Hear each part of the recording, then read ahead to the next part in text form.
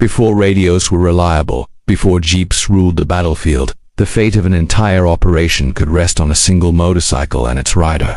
Imagine racing through shell-torn roads, deep mud, and treacherous desert tracks.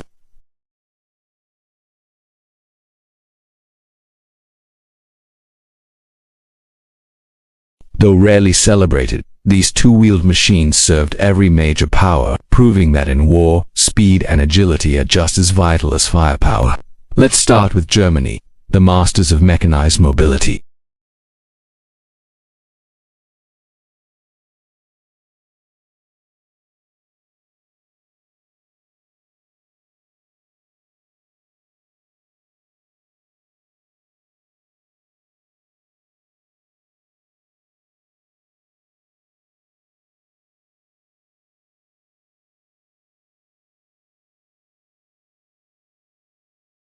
They could haul supplies, mount a machine gun, or evacuate wounded soldiers, all while keeping pace with the fast-moving panzer divisions.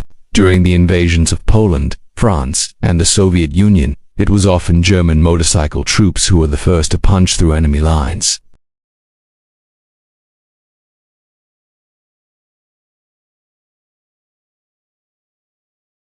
German engineering emphasized complexity and off-road dominance. The downside, this complexity made them a nightmare for frontline mechanics trying to keep them running in harsh conditions.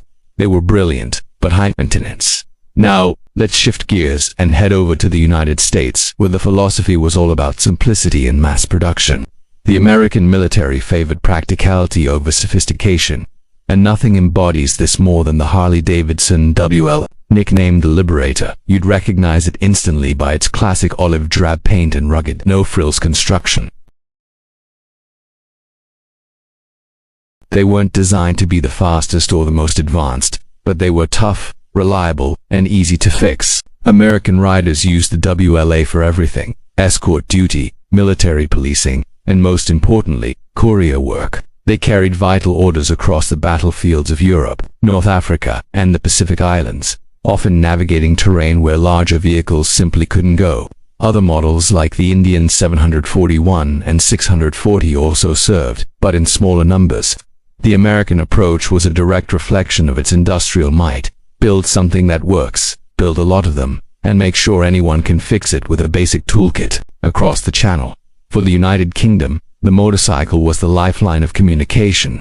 British forces were often widely dispersed, and the dispatch rider became a legendary figure. The most common British military motorcycle was the BSA M20. This bike was not a speed demon. It was slow, it was heavy, but it was incredibly dependable, a quality that saved countless lives under fire.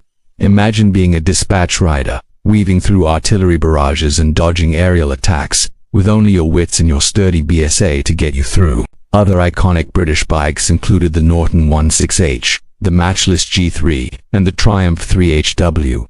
These machines and their brave riders were the original high-speed data network, delivering critical orders long before battlefield radios became reliable and secure.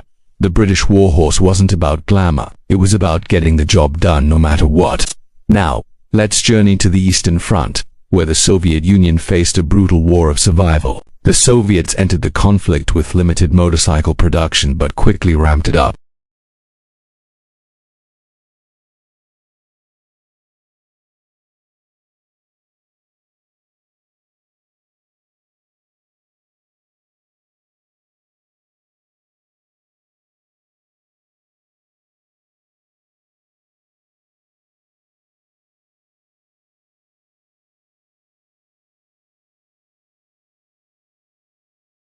In the Pacific and across Asia, Imperial Japan relied on motorcycles for command, transport, and reconnaissance.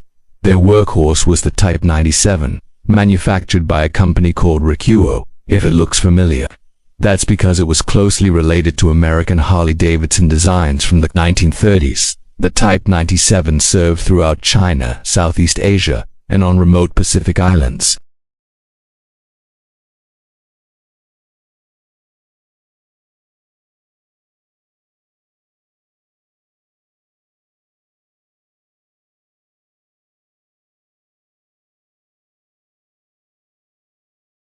Meanwhile, in the Mediterranean, Italian forces deployed some very respectable machines. The Moto Guzzi Alfi and the Benelli 500 M36 were known for their good handling and engine performance.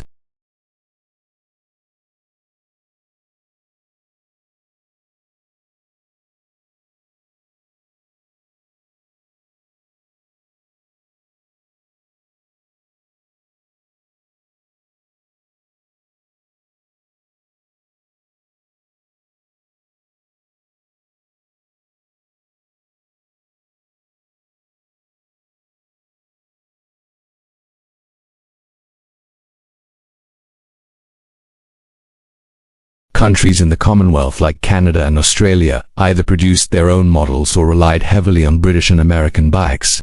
And let's not overlook their vital role in resistance movements.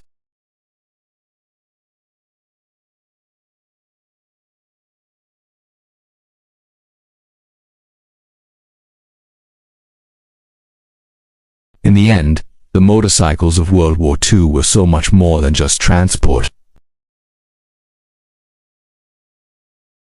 From the frozen steppes of Russia to the burning sands of North Africa, these humble machines carried soldiers through the most dangerous environments of the 20th century. Although they were eventually overshadowed and replaced by jeeps and other armored vehicles, their critical role in shaping wartime mobility is an enduring and fascinating chapter of military history. They were the two-wheeled heroes of a world at war. Thanks for watching. If you enjoyed this deep dive into military history, make sure to like this video and subscribe to the channel for more stories you won't want to miss. See you in the next one.